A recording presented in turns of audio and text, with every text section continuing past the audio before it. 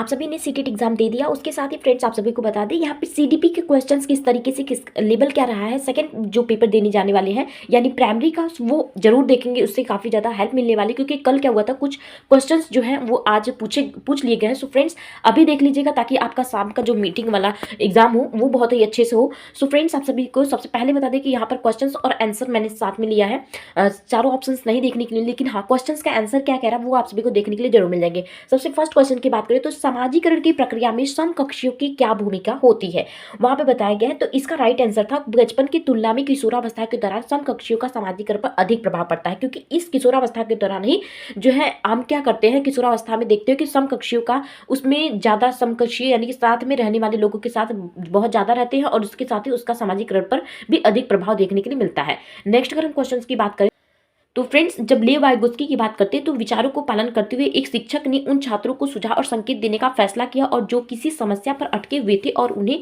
उस समस्या को फिर से हल करने का प्रयास करने का मौका दिया। ऐसा करके शिक्षक की अवधारणा का प्रयास कर रहा है।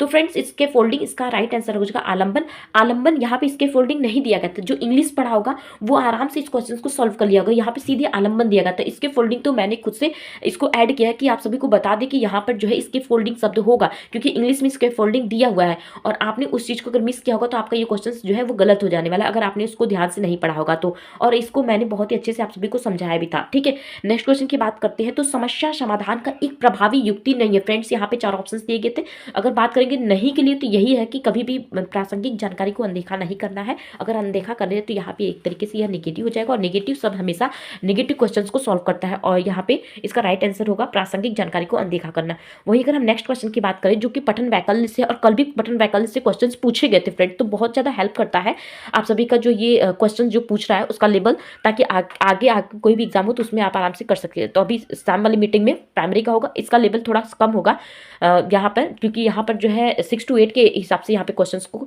दिया गया है। पहले बात करेंगे क्वेश्चन नंबर 4 की, पठन व वैकल्य से जूझ रहे बच्चों को ध्वन्यात्मक प्रसंस्करण में परेशानी होती है जिससे शब्दों को डिकोड करना मुश्किल हो जाता है। ठीक है, फिर उसके साथ ही कह रहे हैं सभी बच्चों को उनकी रुचि और क्षमता के क्षेत्र में प्रोत्साहित किए जाने को लाभ होता है। दोनों ऑप्शन फ्रेंड्स यहाँ पे सही है, लेकिन फ्रेंड्स आर जो है यानी कि बी जो है वो ए की सही व्याख्या नहीं करता है, ठीक है। नेक्स्ट क्वेश्चन देख लेते हैं फ्रेंड्स। नेक्स्ट क्वेश्चन नंबर 5 है जो कह रहा है कि कक्षा में शिक्षार्थियों की विविध आवश्यकताओं को पूरा करने के लिए निम्नलिखित में से कौन सा प्रभावी रणनीतियां है, ठीक है। चार ऑप्शन दिए गए थे friends, A B C D. तो यहाँ पे मैंने सिर्फ क्वेश्चन जो सही है उसी को लिया है, तो ए और सी इसका राइट आंसर था। ए है कि विभेदित निर्देश, वहीं पे सी की बात करें तो व्यक्तिगत शिक्षा योजना है, इसका राइट आंसर था, ठीक है। नेक्स्ट क्वेश्चन की बात कर लेते हैं जहाँ पे दिया गया है कि क्वेश्चन नंबर 6 है कि सीखने के बारे में निम्नलिखित में से कौन सा एक सही नहीं है। तो सामाजिक संपर्क सीखने में बाधा डालते हैं। फ्रेंड्स आप सभी को पता है कि सामाजिक संपर्क जो होता है वो सीखने में सहायक होता है, बाधा नहीं डालता और नहीं क्वेश्चन का आंसर ही नहीं होता है। तो फ्रेंड्स आप सभी को बता दें यहाँ पे क्योंकि सामाजिक संपर्क के माध्यम से हमारा जो है विकास होता है, न कि वो हमारे लिए बाधा डालती है, तो ये नहीं का ऑप्शन यहाँ पे नहीं होगा, ठीक है। नेक्स्ट अगर हम बात करें तो पियाजे के बारे में जब बच्चा निगमन के बारे में सोच रहा था, फ्रेंड्स हमने आप सबको बताया था कि जब निगमन करता है यानी कि वह अमूर्त संक्रियात्मक अवस्था में पहुंच चुका है, यहीं पे निगमन विधि सोचने की स्टार्टिंग एज होती तो वो हो जाती है आपकी मूर्त अवस्था, ठीक है, मूर्त संक्रियात्मक अवस्था होती। लेकिन यहाँ पर सोच रहा है यानी कि वह पूर्ण रूप से निगमन रूप में पहुंच चुका है, यानी नियम के रूप में वह कार्य को सोचने लगा है, करने लगा, तो यही आपका होता है औपचारिक संक्रियात्मक अवस्था, जिसको बोलते हैं अमूर्त संक्रियात्मक अवस्था, ठीक है।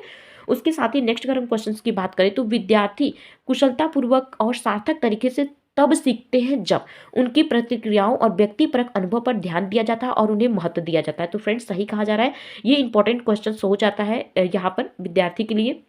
उसके साथ ही नेक्स्ट क्वेश्चन की बात करते हैं तो एक शिक्षिका एक पाठ को के समझ के लिए अलग अलग स्तर पर विद्यार्थियों के एक समूह के लिए एक पाठ योजना तैयार करती है।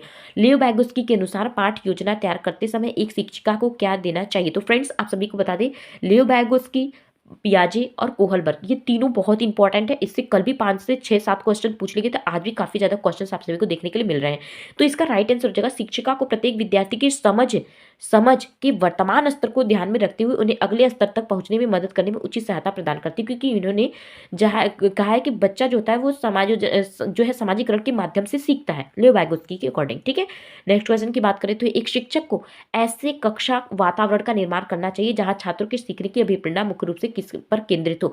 तो सीखने की प्रक्रिया को समझने और उसकी सराहना करने पर बच्चे जो आसानी से सीखते हैं। ठीक है, नेक्स्ट क्वेश्चन की बात कर लेते हैं। क्वेश्चन नंबर 11 है, जिसमें दिया गया कि रूढ़िवादी शिक्षा से प्रगतिशील शिक्षा की ओर बढ़ने के लिए किसकी आवश्यकता पड़ती है।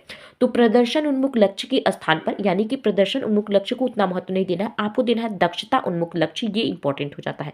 दक्षता उन्मुख लक्ष्य बनाना ये राइट है। ठीक है, नेक्स्ट क्वेश्चन की बात कर लेते हैं। नेक्स्ट क्वेश्चन कह रहा है कि नई जानकारी सीखते समय बच्चों के लिए यह सुनिश्चित करने के लिए कि वे विषय वस्तु को समझते हैं, निम्नलिखित में से कौन सी एक सहायक रणनीति है।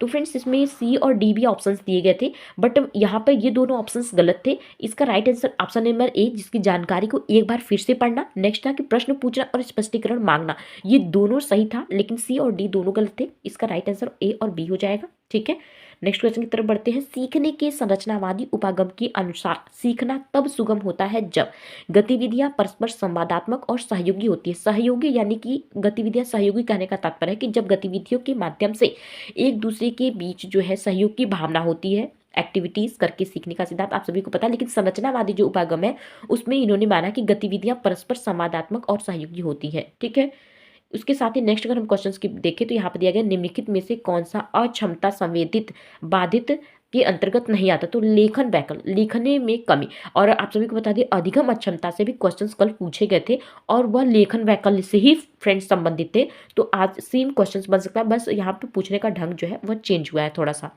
नेक्स्ट क्वेश्चन की बात करें तो जीन पियाजे के अनुसार, फ्रेंड जीन पियाजे के भी बहुत इंपॉर्टेंट है, मैंने बताया था, और जीन पियाजे के जो इन्होंने 4 स्तर दिए हुए वो बहुत ज़्यादा इंपॉर्टेंट है। तो यहाँ पर जो इन्होंने स्कीमा शब्द दिया था उसी के संदर्भ में यहाँ पे बात कही जा रही है कि किसी के स्कीमा को बदलकर पर्यावरण के अनुकूलन की प्रक्रिया, ये इसका राइट आंसर था। और 4 स्तर इनके थे। इंद्रियगामक अवस्था पहला स्टेज है, दूसरा है इनका जो है पूर्व संक्रियात्मक अवस्था, तीसरा है मूर्त संक्रियात्मक अवस्था और चौथा है अमूर्त संक्रियात्मक अवस्था। ये है जीन पियाजे का। ठीक है, नेक्स्ट क्वेश्चन की बात करते हैं तो क्वेश्चन नंबर 16 है, जिसमें कहा जा रहा है कि पढ़ने में प्रवाह की कमी शब्दों का प्रत्यावर्तन का लक्षण की पहचान के लक्षण है।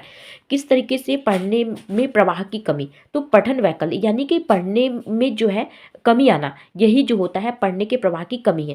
यानी कि जो स्पष्ट रूप से नहीं पढ़ पा रहा है किसी भी चीज को, तो वह जो है वैकल्य के रूप में जाना जाएगा। ठीक है, वह 2 प्रकार के होते हैं, एक आंशिक एक पूर्ण होता है। ठीक है, नेक्स्ट क्वेश्चन की बात कर लेते हैं। लॉरेंस कोहलबर्ग, यहाँ पे कोहलबर्ग से भी क्वेश्चन पूछ ले गए। इन्होंने 3 अवस्थाएं, पूर्व और परंपरागत और उत्तर परंपरागत, 3 अवस्थाएं बताई और तीनों से ही क्वेश्चंस पूछे जाते हैं। दोनों के 2-2 उपचरण है तीनों के, यानी 6 उपचरण और 3 जो है अवस्थाएं इनकी है। ठीक है, इन्होंने माना लॉरेंस कोहलबर्ग के अनुसार नैतिक तर्क शक्ति किसके इर्द गिर्द घूमती है, तो अहंकार एवं नैतिकता, इनका राइट आंसर। नैतिक तर्कड़ा शब्द ही इनका इंपॉर्टेंट हो जाता है।